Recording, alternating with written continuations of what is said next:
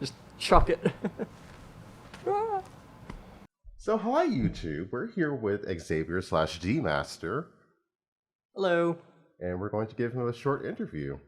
So what got you into the fandom? I just kind of found like the furry fandom online. I kind of always had like kind of like a like of cartoon characters for like a long time. Just kind of got into fandom by seeing like the artwork online and eventually started creating some of my own. And then meeting a lot of new friends like Shasta here and lots of other people. Okay, good, cool. How'd you get into making fursuits? So in 2016, I went to my first convention at Anthrocon and saw like all of these wonderful fursuiters around the convention. It's just like, wow, I want to be able to do this too. So I eventually started like, you know what, I'm gonna make my own. Okay. I know you're not wearing the full suit right now, but what mods do you do to make your fursuits unique? So I have stripes on my full suit that glow. We've got LEDs underneath the stripes, and it's fairly modular. So like there's like a pin that holds the LEDs inside, so I can take them out and wash the suit fairly easily. And on the head, which I also have the eyes on my head are modular too. So each of these I can pull these eyes out, and I can insert like LCD screens in. And then I've got a control app on my phone that lets me kind of have the eyes look around, and I can like using the gyro I can adjust which way they look. I can also play Portal, the ending to Portal 1 over top of it, and they blink too, of course. So I think the modularity and the electronics are kind of what make it different from a lot of other suits you see around. I see. Okay. You make suits, but you also make models. How'd you get into that? Yeah, I used to. So even before I joined the furry fandom, I wanted to make video games, and especially like the 3D games. It's like you need to be able to make models to be able to make those. So I got into modeling like very early on, like 2006, 2007. I started working with some like really old modeling programs. I don't remember the name of anymore, but eventually switched to Blender.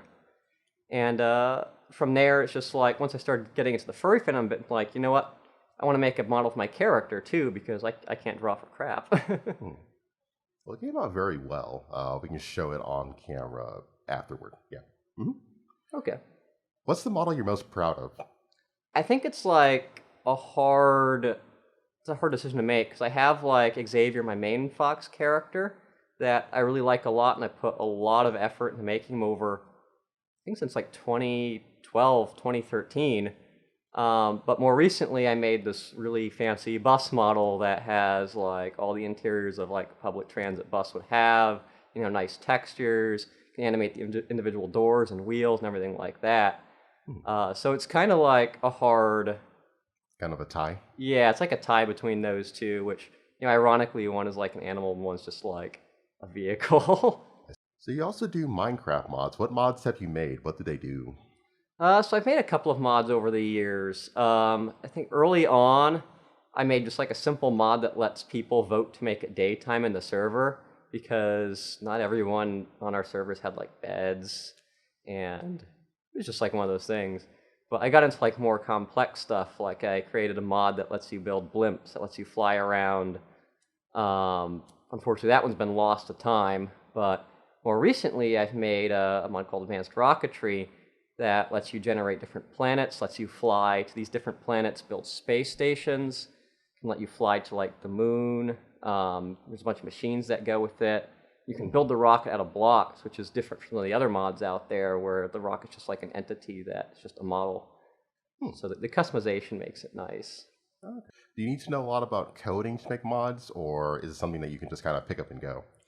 It's one of those things where you need to have like some amount of coding knowledge to get it. You do need the basics. So you need to understand like your basic structures like if, fors, classes, and functions.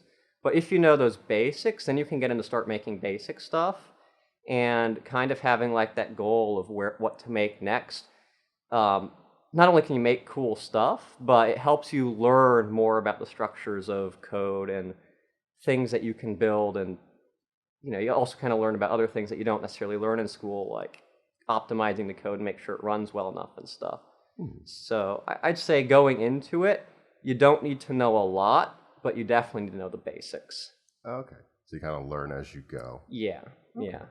And there's a lot of help online too. However, even on there, there is the expectation you know how to write Java.